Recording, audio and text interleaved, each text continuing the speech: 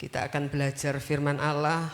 Pagi hari ini kita akan ucapkan dulu 1 Yohanes pasalnya yang kedua, ayatnya yang ke-6.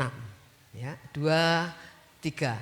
1 Yohanes 2 ayat 6, kewajibanku hidup seperti Kristus. Mari saudara kita angkat Alkitab kita.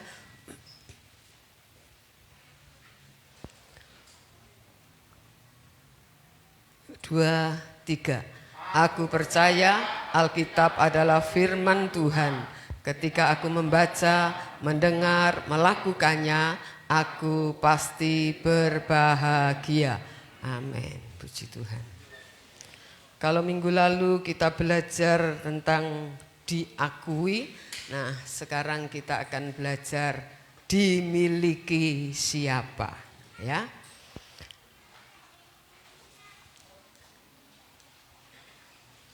Kita akan buka Alkitab kita di dalam suratan Roma.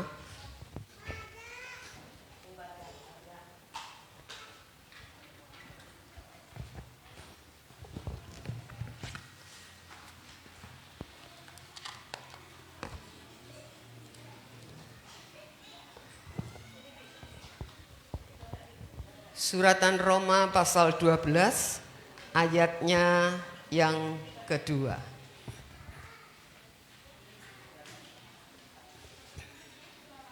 Silakan. Roma 12 ayat 2. Janganlah kamu menjadi serupa dengan dunia ini, tetapi berubahlah oleh pembaharuan budimu, sehingga kamu dapat membedakan manakah kehendak Allah, apa yang baik, yang berkenan kepada Allah, dan yang sempurna. Nah, saudara, janganlah kamu menjadi serupa dengan dunia ini, tetapi berubahlah oleh pembaharuan budimu, sehingga kamu dapat membedakan manakah kehendak Allah, apa yang baik, yang berkenan kepada Allah, dan yang sempurna. Saudara, pembaharuan cara berpikir, pembaharuan pola berpikir, pembaharuan mindset seseorang itu tidak bisa terjadi dalam sekejap. Tidak bisa terjadi dengan cara mujizat. Tidak bisa terjadi secara instan. Tidak bisa terjadi secara ajaib.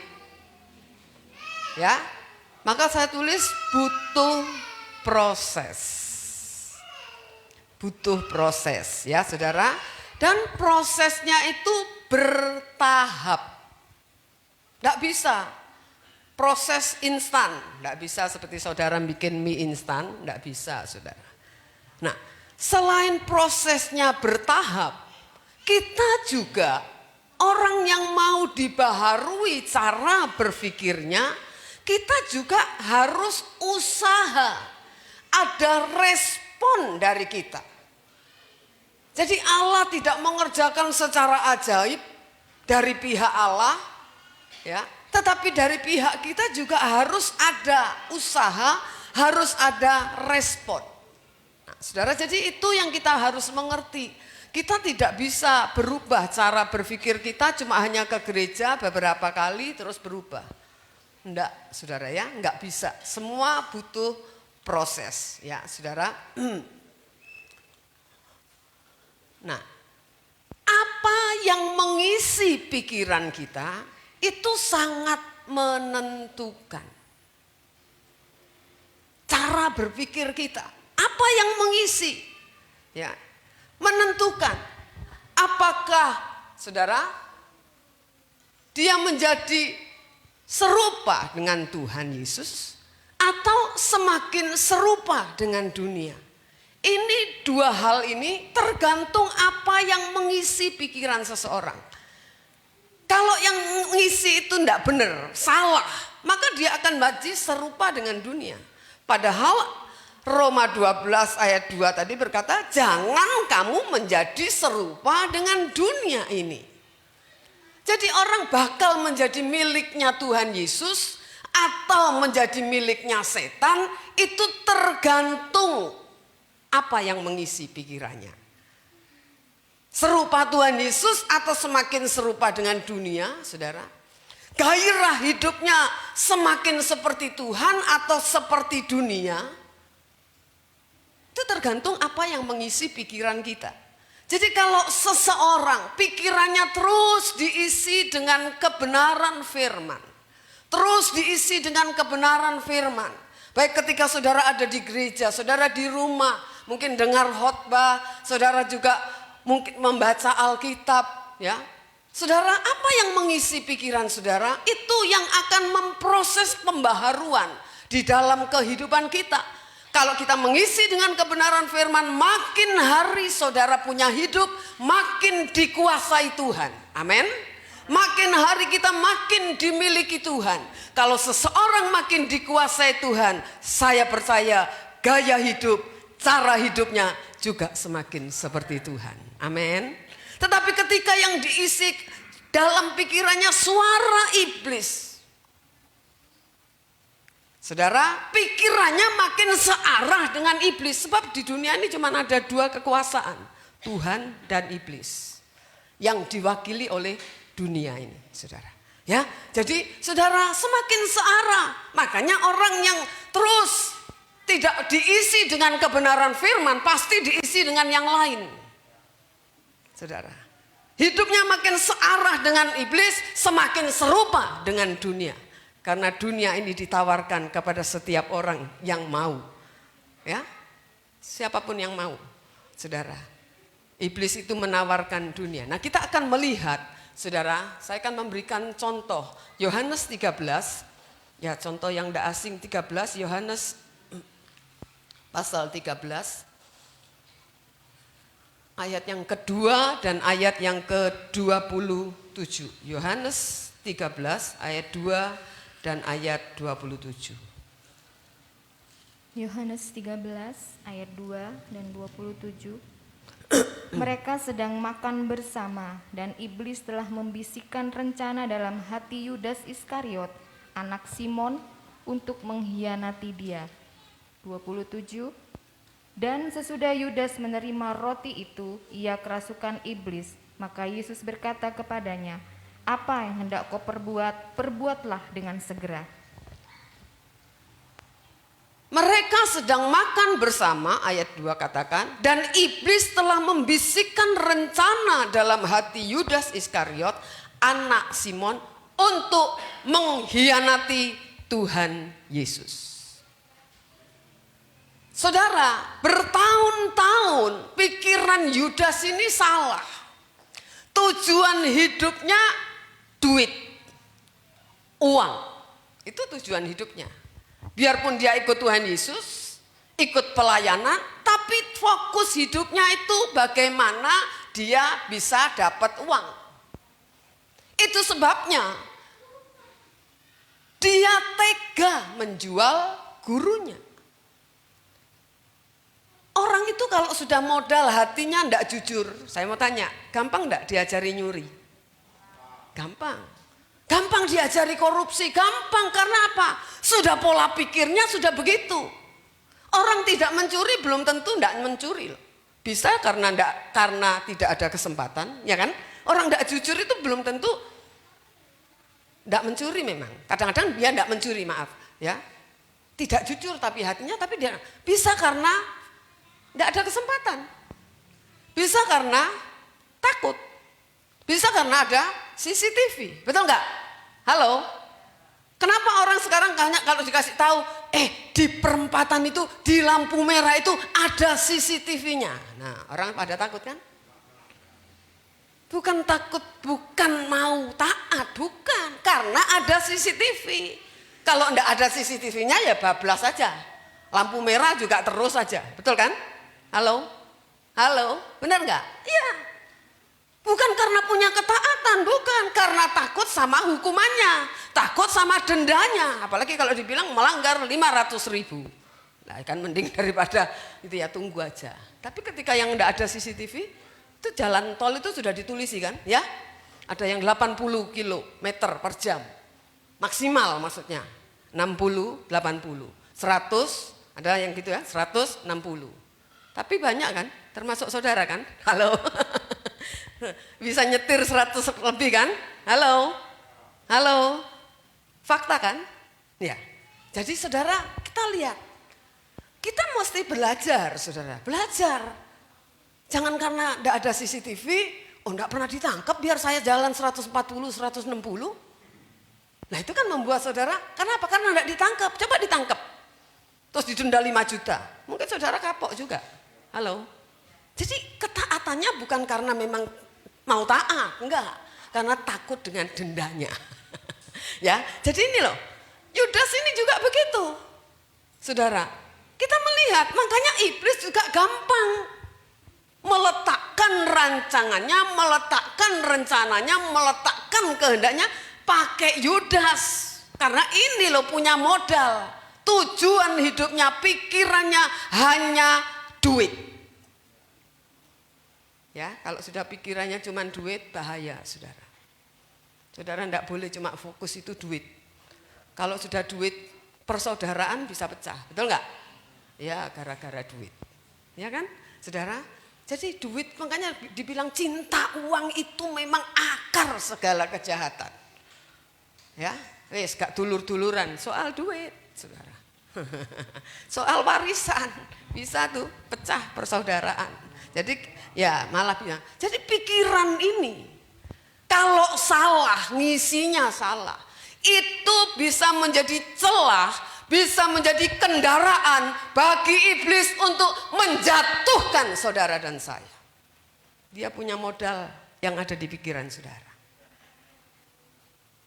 Ngerti ya? Punya modal untuk menjatuhkan saudara.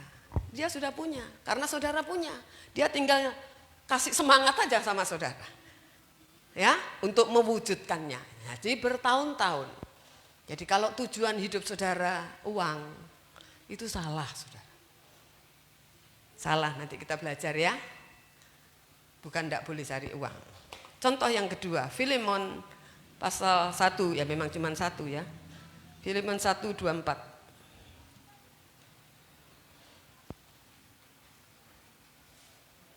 Kalau susah nyari Filemon, saudara buka Ibrani aja. Sebelahnya itu Filemon. Nah, kalau gitu susah. Buka Ibrani, sudah. Buka cekokannya itu Ibrani. Nah itu Filemon terbuka. Ya. Ibrani ku ndek ndukur cekokane, ya toh, ya. Tuhan. Nah ini kecelakaan yang tidak diharapkan.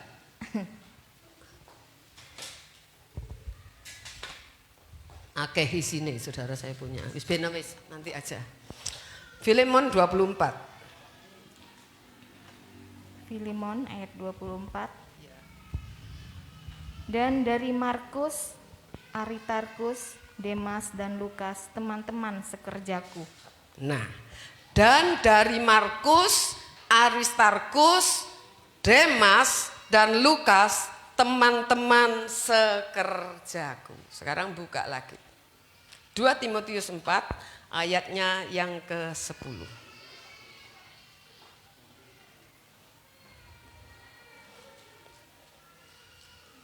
Balik di depannya saudara. 2 Timotius 4 ayat 10. 2 Timotius 4 ayat 10. Karena Demas telah mencintai dunia ini dan meninggalkan aku, ia telah berangkat ke Tesalonika, Krekes telah pergi ke Galatia, dan Titus ke Dalmatia. Nah, ayat 10 katakan, karena Demas telah mencintai dunia ini dan meninggalkan aku. Di Filemon tadi saudara baca siapa Demas? Teman sepelayanannya Paulus. Ya saudara, tapi 2 Timotius 4 ayat 10 katakan, Demas telah mencintai dunia ini dan pergi meninggalkan aku. Karena apa? Ini loh, biarpun orang itu terlibat pelayanan, seperti saya katakan, biarpun jadi pendeta, kalau pola pikirnya tidak diubah, tetap duniawi, dia akan terseret kepada percintaan dunia ini. Jadi saudara, tidak ada orang yang kebal dosa. Saudara harus berubah pola pikirnya. Tidak ada kasta di dalam gereja. Amin. Tidak ada rohaniwan itu para pendeta, para aktivis yang ambil bagian dalam pelayanan itu rohaniwan. Terus jemaat harus rohaniwan juga, amin. Nggak boleh duniawan, betul nggak? Halo, ya kan saya jemaat, itu kan urusan gitu, urusannya pendeta. Nggak boleh saudara. Saudara dan saya di hadapan Tuhan sama. Pendeta juga bisa nggak masuk surga. Jemaat juga bisa nggak masuk surga, sama. Apanya yang beda? Sama. Makanya tidak boleh berpikir kalau didoakan pendeta itu pasti manjur. Tidak boleh, saudara. Doa saudara juga manjur. Karena Tuhan yang memberikan itu, bukan pendeta. Amin? Amin? Halo? Jangan merasa kalau pendeta luar negeri pasti hebat dong. Enggak. Pada bayi, saudara. Sama aja. Sama aja. Sama-sama bisa jatuh dalam dosa. Sama. Pendeta kelas internasional pun mungkin saudara juga pernah dengar. Mereka juga bisa jatuh dalam dosa perzinahan loh. Itu kelas internasional, bukan kelas teri. Kelas internasional. Kurang apa? Ya toh? Hebat kan? Dibanding yang nasional, kan hebat kelas internasional, saudara. Tapi semua kalau pola pikirnya duniawi, tetap bisa terseret kepada hidup yang duniawi. Ini contohnya Demas. Ini pelayan teman sepelayanan Paulus. Saudara. Ya, jadi kita yuk belajar, saudara. Itu sebabnya pola pikir harus dirubah. Jangan saudara cuma urusan ya duniawi aja. Aku mau kaya, aku mau jadi orang terhormat, mau punya ini, punya itu. Supaya kalau pengen beli ini, beli itu juga gampang. Bukan tidak boleh kaya, bukan tidak boleh terhormat, bukan saudara. Tapi kalau saudara kejar itu hanya untuk kesenangan dan kehormatan diri saudara sendiri. Itu yang dikatakan oleh firman Tuhan, keangkuhan hidup. Ya kan? Keangkuhan hidup. Biarpun dia orang Kristen, kalau yang dikejar itu hanya untuk kesenangan diri sendiri. Karena mengejar kesenangan diri sendiri, Tuhan tidak terlalu penting. Kalau saya tanya, saudara percaya ada Tuhan di mana-mana? Percaya enggak? Ayo serentak jawab, percaya enggak? Tapi seringkali kelakuan kita tidak menunjukkan kita tahu bahwa Tuhan ada di situ. Halo? Iya enggak? Iya, saudara. Ayo kita belajar. Saya pun masih belajar Tuhan. Saya ini mau belajar kok sulit ya. Sulit saudara. Untuk menyadari bahwa Tuhan ada di dapur ketika aku di dapur. Tuhan ada di kamar ketika aku di kamar. Tuhan ada di mana ketika saya sedang makan di warung. Itu pun sulit loh. Betul ya? Sulit. Itu loh kita mesti belajar. Kalau kita bisa menyadari itu 100% bisa. Saya yakin saudara dan saya tidak lagi berbuat dosa. Bahkan tidak bisa berbuat dosa. Ya saudara. Ya kan kita ngerasani orang kan kita lupa. Kalau ada Tuhan di situ.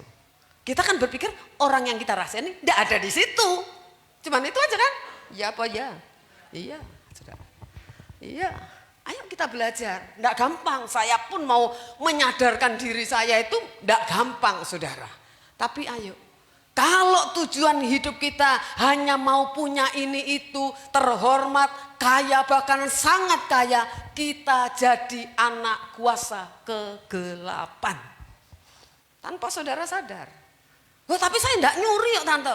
Saya kerja sungguh-sungguh, kerja jujur. Iya, tapi kalau tujuanmu cuma ngejar itu. Memburu itu saja. Kau tidak memburu Tuhan, engkau jadi anak kuasa kegelapan. Ya, saudara, ayo kita sadari, belajar. Selagi kita masih hidup, kita tidak tahu kapan Tuhan panggil.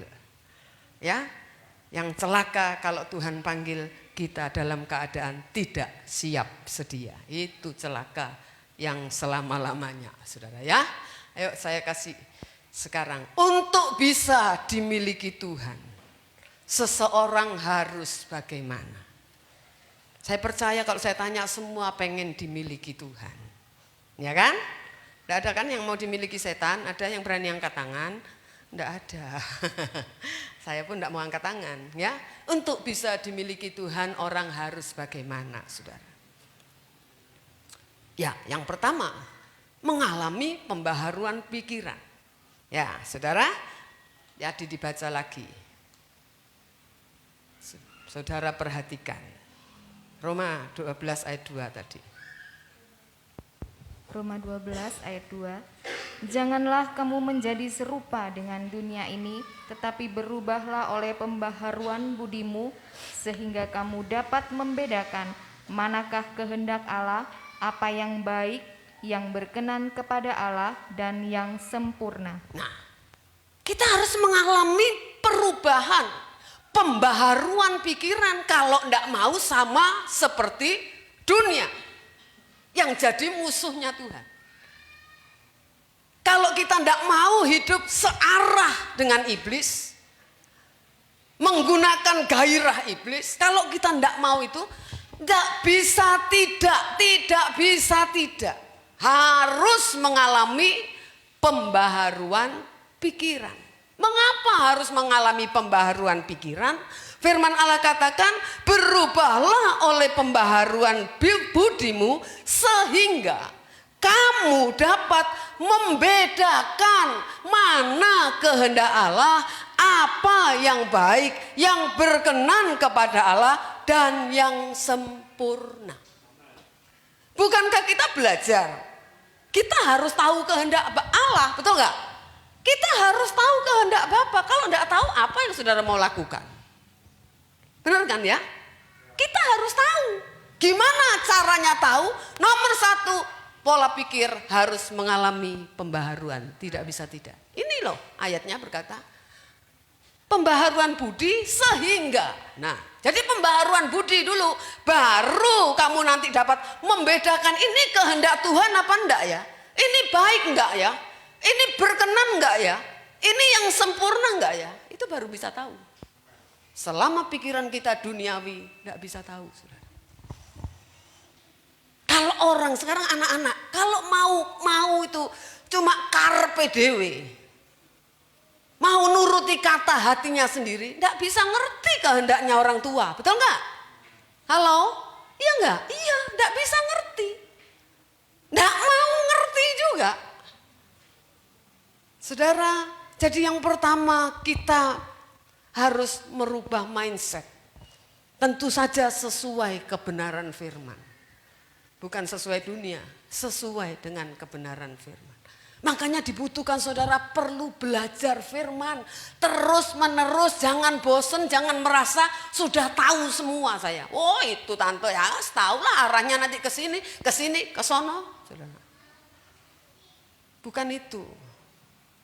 Selama kita terus mendengar firman, diisi dengan air surgawi, air sungainya Tuhan, yang kotor-kotor itu nanti keluar, saudara. Amin. Ya, saudara ya. Jadi itu kita harus mengalami pembaharuan pikiran, tidak bisa tidak. Saya pokoknya jadi orang Kristen, apa sih pembaharuan pikiran? Repot amat sih, penting kan jadi Kristen. Oh ya, sampai mati orang model begitu tidak akan ngerti kehendak Tuhan, saudara. Jadi yang pertama harus mengalami pembaharuan pikiran. Yang kedua, untuk mengalami pembaharuan pikiran harus belajar Injil yang murni. Bukan yang palsu, yang murni. Roma pasal 1 ayatnya yang ke-16. Roma 1 ayat 16. Jikalau roti sulung adalah kudus, maka seluruh... Tidak salah, Roma 1 ayat 16.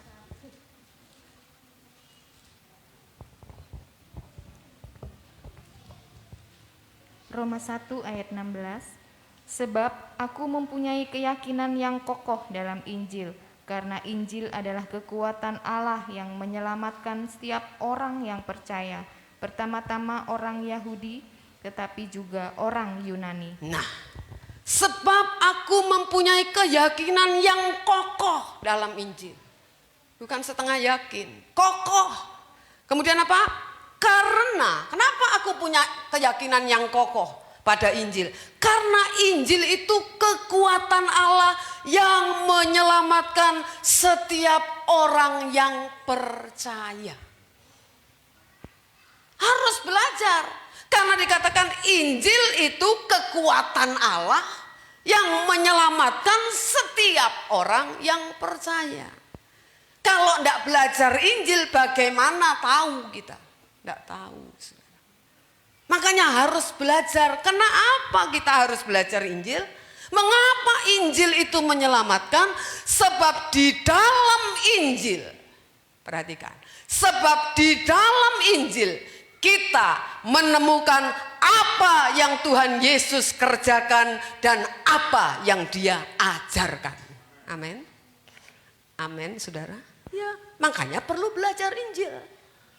Supaya tahu apa sih yang Tuhan Yesus kerjakan selama Dia ada di dunia ini. Apa yang Dia ajarkan. Kita suruh meneladani Dia, kalau tidak tahu ajarannya, tidak tahu apa yang Dia kerjakan, gimana cara meneladani. Sama seorang anak, ayo nyangkul. Kalau saudara tidak kasih contoh, tidak tahu. Apalagi dia tidak pernah lihat orang nyangkul itu kayak apa, kakinya nanti yang kena cangkul. Betul kan ya? Ya. Iya kan? Saudara, orang ngarit itu harus bagaimana? Enggak main sabetnya, nanti kakinya yang kesabet arit. Kan harus ada caranya. Semua ada caranya. Lah dari mana belajar? Tuhan Yesus sudah ada di sorga. Saudara belajar dari mana? Dari Injil. Makanya perlu saudara belajar Injil. Baca firman supaya ngerti gitu loh. Tapi banyak orang merasa enggak penting. Terserah saudara. Saya sekarang enggak maksa-maksa orang, terserah. Kalau saudara sudah merasa ngerti semua, aku A sampai Z, aku dari sekolah minggu ya sudah dengar cerita Injil, ya terserah. Enggak apa-apa sih. Kalau saudara merasa sudah pinter ya enggak apa-apa juga. Ya saudara, nah jadi yang kedua harus belajar Injil, itu pun yang murni. Seperti yang Yesus ajarkan, jangan yang pendeta ajarkan, yang Yesus ajarkan kemudian disampaikan oleh pendeta, kan gitu ya, pengkhotbah. Kalau enggak saudara jangan ikutin gitu. Nah sekarang yang ketiga, kalau kita mau dimiliki Tuhan, nomor satu tidak bisa tidak alami pembaharuan pikiran. Yang kedua, belajar Injil yang murni, apa yang Tuhan Yesus kerjakan, apa yang Dia ajarkan. Saudara harus belajar, harus tahu gitu ya. Nah, kemudian yang ketiga, cari dan pikirkan perkara-perkara yang di atas. Atas mana? Bukan atas genteng, saudara ya. Coba, Kolose 3 ayat 1 dan ayatnya yang kedua. Kolose pasal 3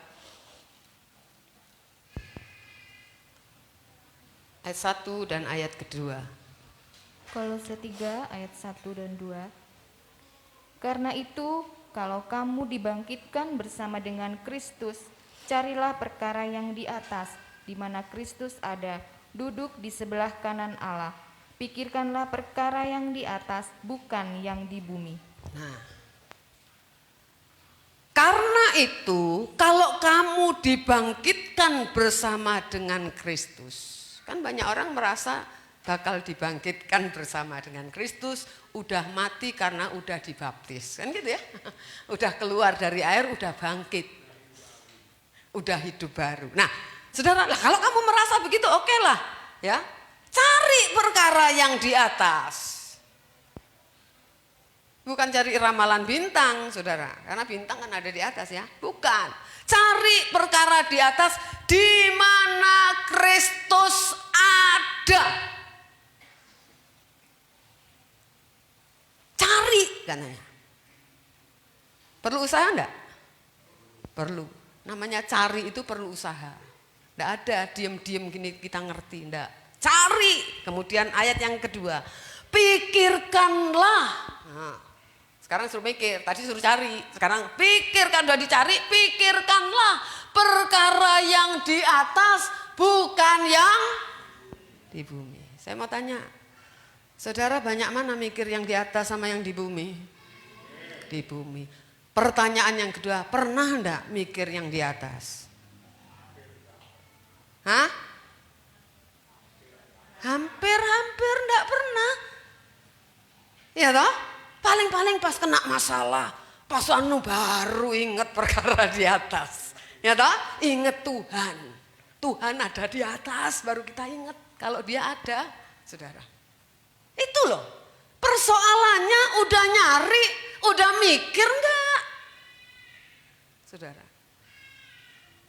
Lah kalau enggak pernah nyari, enggak pernah mikir, mana kok saudara bisa ngomong aku ini dimiliki Tuhan. Nyari aja enggak pernah. Mikir Tuhan aja juga enggak pernah. Tapi merasa miliknya Tuhan. Kan aneh bin ajaib itu.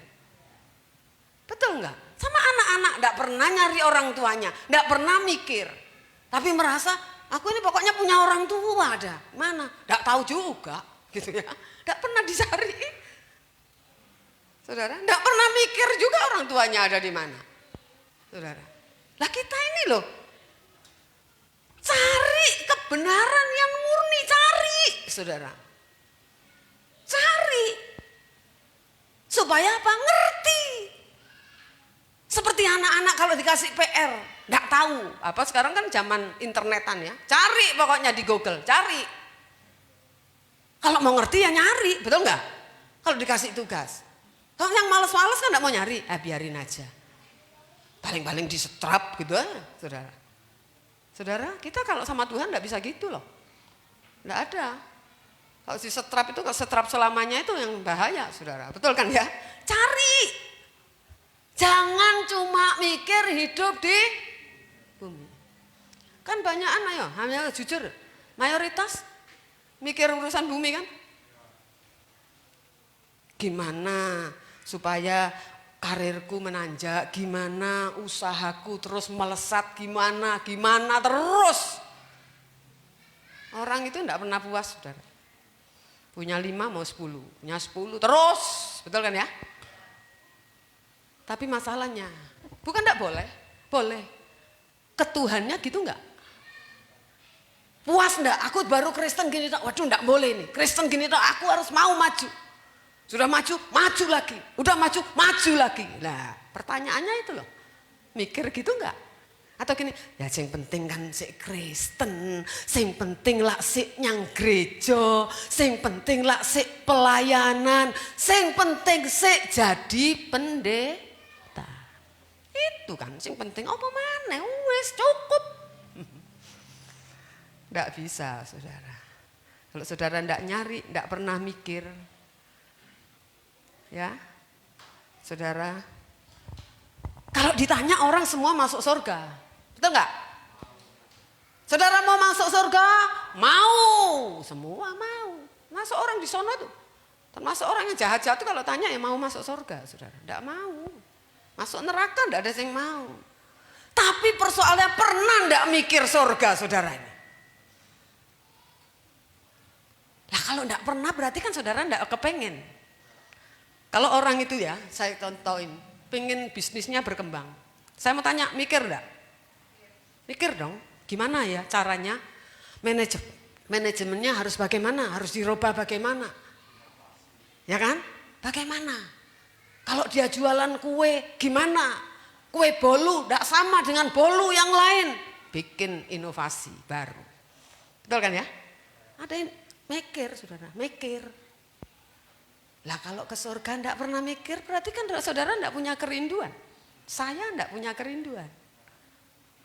Mikir ya apa bayar utang, ya apa supaya setoran cukup, ngulek gitu aja. Ya toh?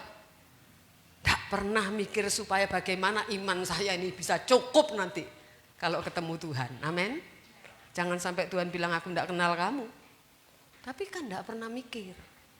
Ayo sekarang saudara diajar untuk mikir. Nyari saudara. Itu enggak bisa datang sendiri. Tahu-tahu saudara diam-diam, ilham roh. Kan enggak mungkin. Enggak mungkin saudara. Anak sekolah harus nyari kalau mau pinter, belajar. Gitu loh ya. Jadi saudara ayo mikir, amin, nyari kebenaran firman. Sekarang yang 4. Ya, ayat yang tidak asing juga. Matius 16. Matius 6. Kumpulkan harta di sorga. Matius 6 ayat 19 sampai 21. Matius 6 ayat 19 sampai 21. Janganlah kamu mengumpulkan harta di bumi ngengat dan karat merusakkannya dan pencuri membongkar serta mencurinya. Tetapi kumpulkanlah bagimu harta di surga. Di surga ngengat dan karat tidak merusakkannya dan pencuri tidak membongkar serta mencurinya. Karena di mana hartamu berada, di situ juga hatimu berada. Nah, kumpulkan harta di surga, jangan di bumi aja. Yang bisa rusak, yang bisa dirampok, yang bisa dicuri, yang bisa rusak dan lain sebagainya. Jangan katanya, kumpulkan harta di surga. Tadi dibilang apa? Pikirkan, cari perkara di atas di mana Kristus duduk di sebelah kanan Allah Bapa. Pikirkan perkara yang di atas, jangan yang di bumi.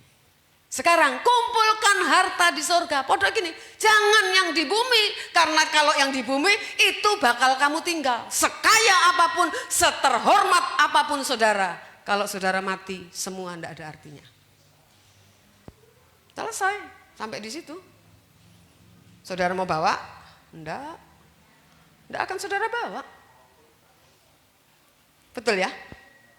Kumpulkan harta di surga itu gimana toh? Bukan jual semua kasih gereja, bukan. Saya bukan cari sumbangan, enggak, bukan. Dengan saudara berubah cara berpikirmu, gairah hidupmu, gaya hidupmu, cara hidupmu berubah, saudara sedang mengumpulkan harta di surga. Amin. Bukan duit saudara, bukan. Tapi saya percaya orang kalau mengumpulkan harta surga tidak akan pelit. Halo? Karena orang pelit firman Tuhan katakan masuk neraka. Orang pelit itu masuk neraka saudara. So pasti.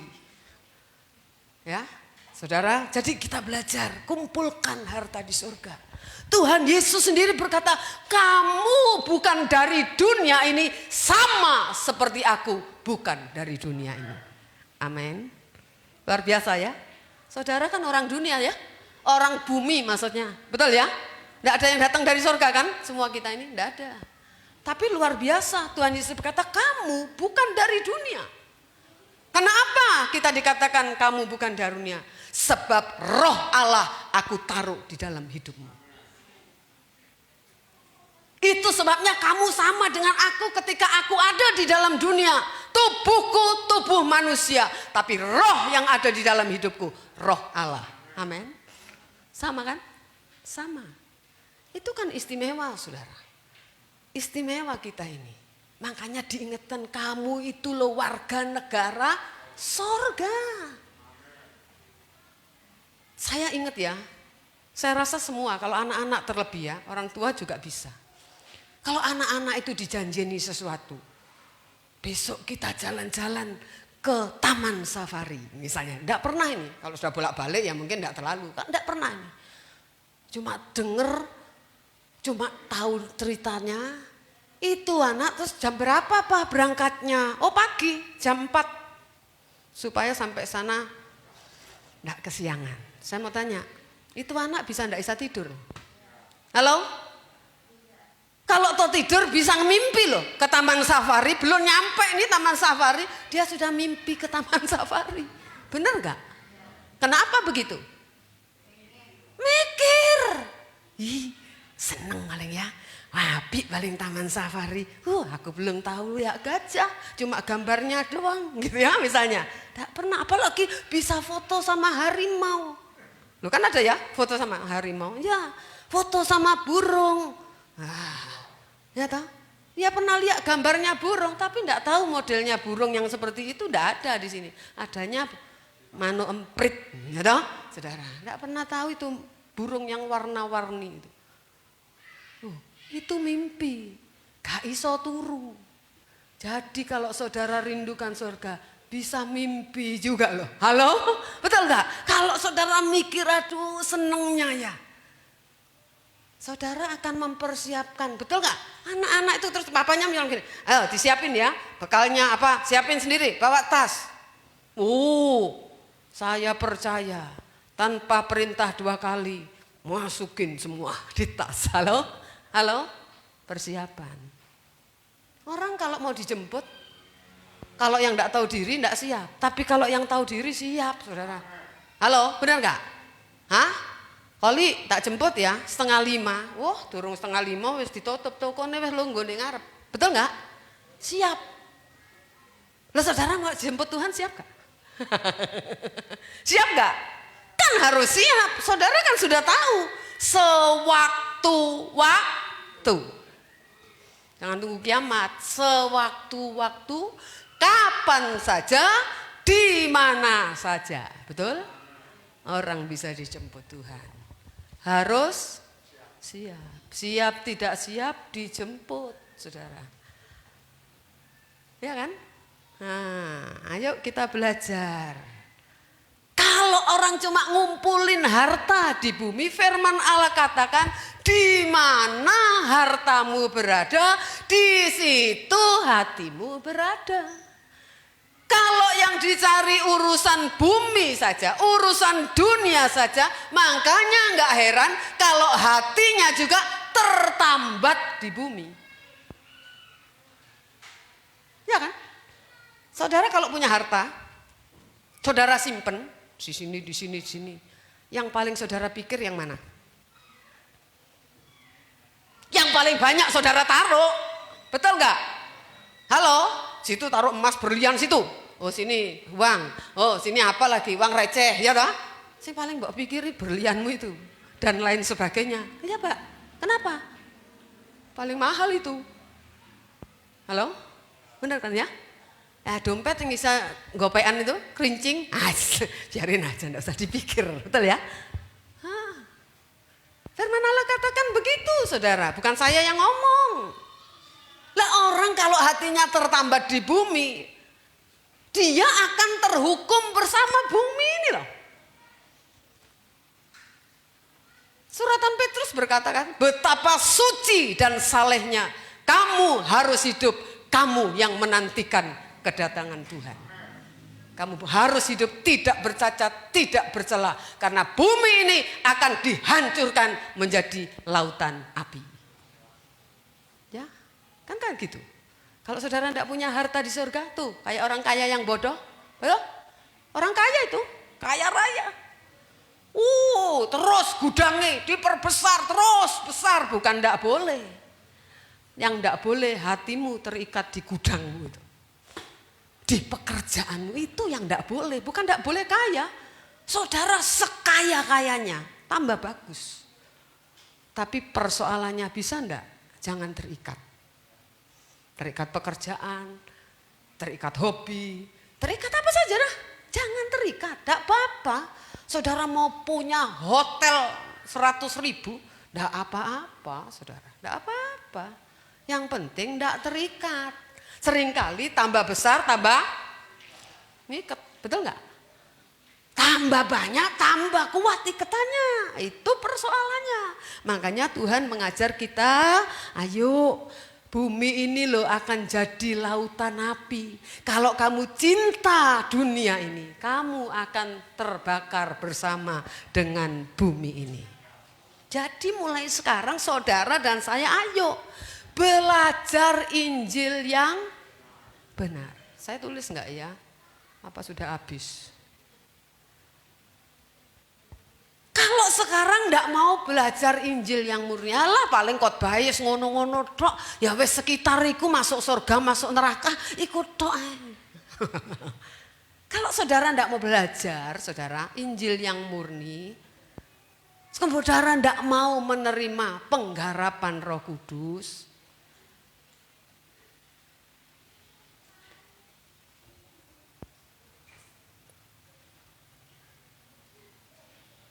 sampai titik tertentu orang itu tidak bisa selamat. Ini loh. Ya saudara, kalau tidak mau belajar, merasa wis khotbah paling ikut tok es. Podo ae teko gak teko podo ae.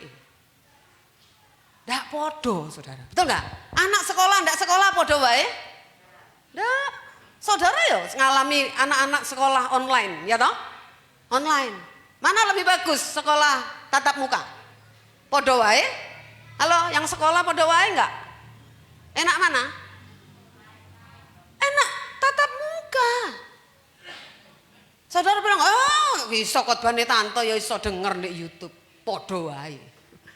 Harga yang saudara bayar untuk datang ke gereja diperhitungkan oleh Tuhan. Amin. Ya, sudah diperhitungkan. Jadi kita ayo, ya. Kenapa? Yaitu saudara. Kalau orang tidak mau terima digarap oleh Roh Kudus, itu bahaya loh. Meskipun Kristen, sampai titik tertentu tidak bisa selamat. Meskipun mati masih Kristen.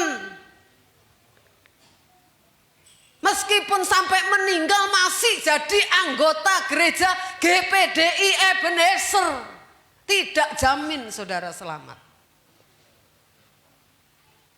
Termasuk meskipun masih jadi pendeta. Atau jadi pendekar. Ya toh? Saudara, wis toh. Ayo saudara belajar.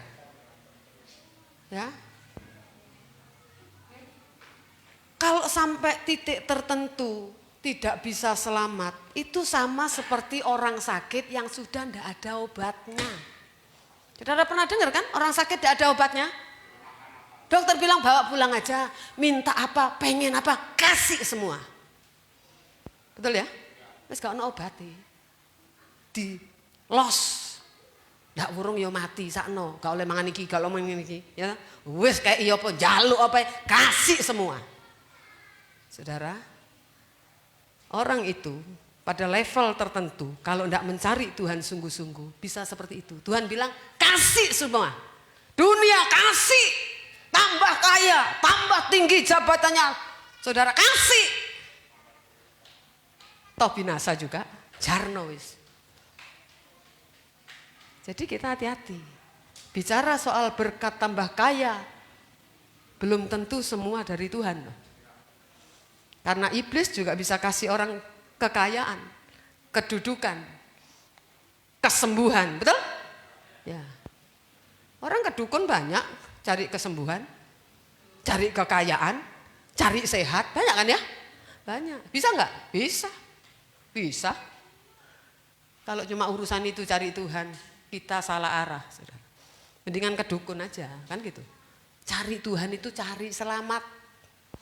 Dikembalikan kepada rancangan Allah semula, itu artinya selamat. Bukan sekedar masuk surga, enggak. Kita sudah belajar kembali kepada rancangan Allah yang semula.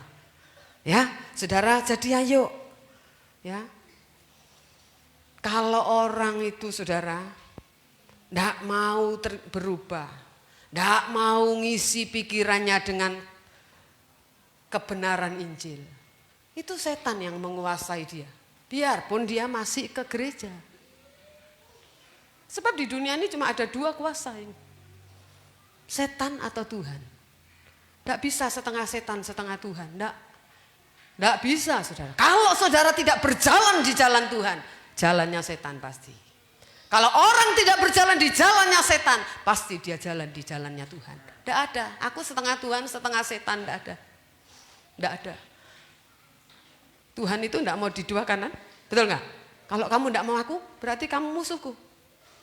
Kamu di pihak musuh, tidak ada, saudara. Kalau orang yang kesana kesini pasti pengkhianat, betul nggak?